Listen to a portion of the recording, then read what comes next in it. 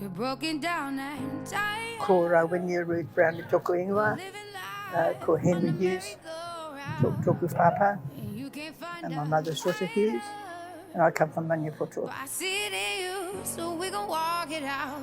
And I have 8 sisters. I did have 11 sisters, but one passed away 3 weeks ago. She was 94 years old.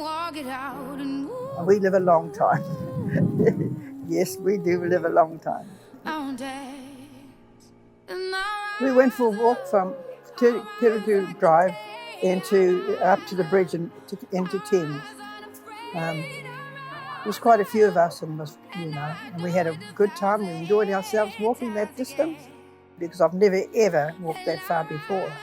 And a good exercise for what I've got. So I understand this kaupapa very well. Yeah. I would encourage any of you young people to join in, and have a good understanding of it, of course, about what could happen in the future. But it's all positive. You've got to be positive. I'm glad that our rangatahi mixed with us, because we're there to support them as well.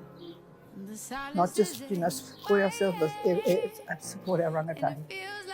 That's how I see things working out.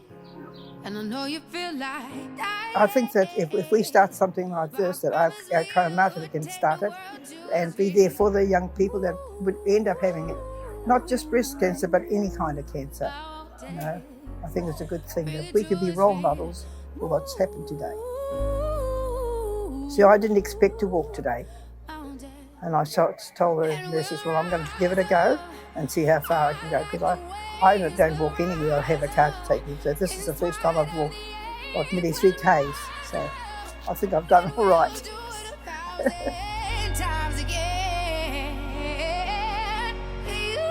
Oh, just a wonderful day with all these people who have also got the same, some of them have got the same problem with me, but it's good to meet new people as well, especially you young rangatahi. It's very good that you will able to come with us and support us on our journey.